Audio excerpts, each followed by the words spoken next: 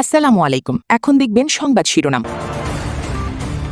সীমান্তে কাঁটাতার বসাতে ৪৫ দিনের মধ্যে জমি দেবে শুভেন্দু সরকার। অভ্যন্তরীণ ইস্যু বললেন স্বরাষ্ট্রমন্ত্রী। ভারত আরও মানবিক হবে। সন্ত্রাস দুর্নীতিবাজদের রাজনৈতিক পরিচয় নেই, পুলিশ কর্মকর্তাদের সাফ জানিয়েছেন প্রধানমন্ত্রী। সাম্প্রদায়িকতা এবং নাশকতা প্রতিহতের নির্দেশ। ঈদ যাত্রা নির্বিঘ্ন করতে বাড়ানো হচ্ছে নজরদারি। প্রায় ৩ গুণ করা হচ্ছে মোবাইল কোর্ট। পোশাক কারখানাতেও ৩-৪ ধাপে ছুটি দেওয়ার আহ্বান। যুদ্ধবিরতির মধ্যেও লেবাননে ইসরায়েলের আগ্রাসন অব্যাহত। ২৪ ঘন্টায় ২ বাংলাদেশি সহ অন্তত ৫১ জন নিহত। এতক্ষণ দেখছিলেন সংবাদ শিরোনাম, এবারে দেখবেন বিস্তারিত। ভারতের সীমান্ত এলাকায় কাঁটাতার বসাতে ৪৫ দিনের মধ্যে বিএসএফকে জমি হস্তান্তর করবে পশ্চিমবঙ্গ সরকার। ক্যাবিনেটের প্রথম বৈঠকে এই সিদ্ধান্তের কথা জানিয়েছেন পশ্চিমবঙ্গের নবনির্বাচিত মুখ্যমন্ত্রী শুভেন্দু অধিকারী।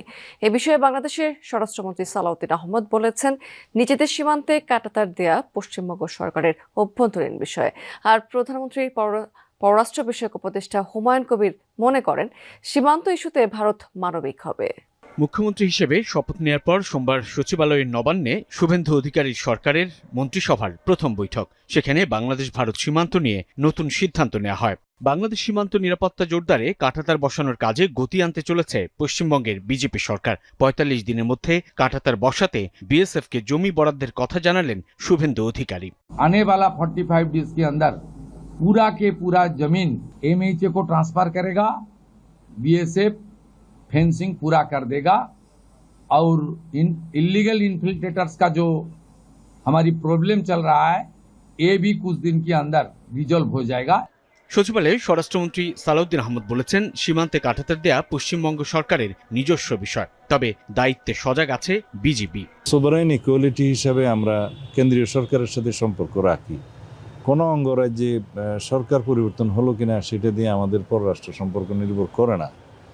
আর সীমান্তে আমরা সবসময় সজাগ আছি।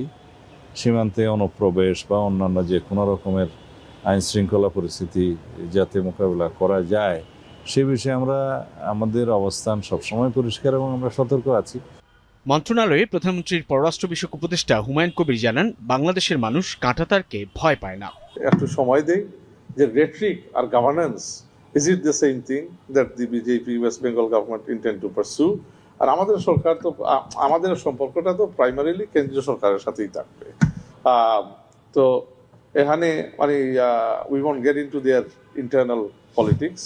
আর কাঁটাতার দিয়ে বাংলাদেশের মতো দেশকে এখন ডর দেখানোর মতো কোনো জায়গা নেই।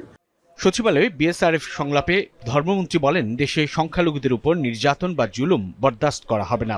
একই সঙ্গে আশা করেন, ভারতও সে দেশে সংখ্যালঘুদের নিরাপত্তা নিশ্চিত করবে। ভারতে কি ঘটছে এটা বড় জিনিস নয়। বাংলাদেশে ভারতে ঘটছে বলে বাংলাদেশে ঘটবে এমনটা হতে দেওয়া হবে না। প্রয়োজন বোধে মন্ত্রিত্ব ছেড়ে দেব, কিন্তু এখানে কোনো সংখ্যালঘুদের উপরে দুর্নীতি কিংবা সন্ত্রাসে জড়িতদের রাজনৈতিক পরিচয় নেই, তাদের অপরাধী হিসেবে বিবেচনা করতে পুলিশকে নির্দেশ দিয়েছেন প্রধানমন্ত্রী তারেক রহমান। বলেছেন, ব্যক্তি বা দল নয়, পুলিশই আইনের রক্ষক। কেউ যেন সাম্প্রদায়িক এবং নাশকতামূলক কর্মকাণ্ডে না জড়ায় সেদিকেও নজর রাখার নির্দেশনা দিয়েছেন প্রধানমন্ত্রী।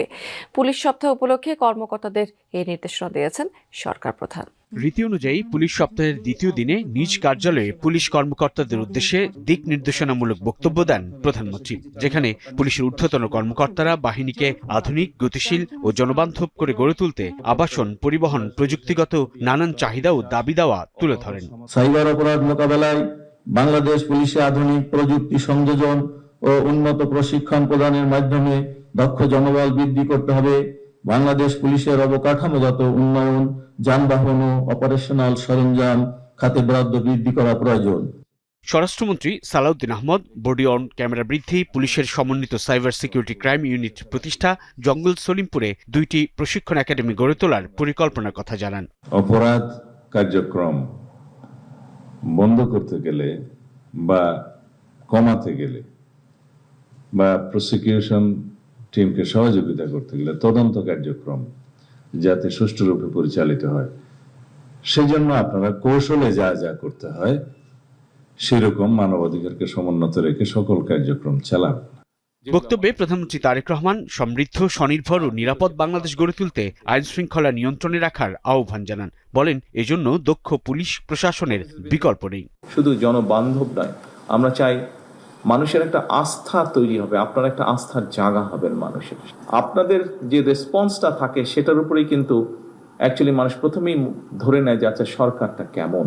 সুতরাং পুলিশ প্রশাসন সফল হতে কার্যত সেটা সরকারের সফলতা হিসাবেই বিবেচিত হয়। কেউ যেন সাম্প্রদায়িক সম্প্রীতি কিংবা কোন রকমের নাশকতামূলক কার্যক্রমে লিপ্ত হতে না পারে, এটিও কিন্তু আমাদের সকলকে মনে রাখতে হবে।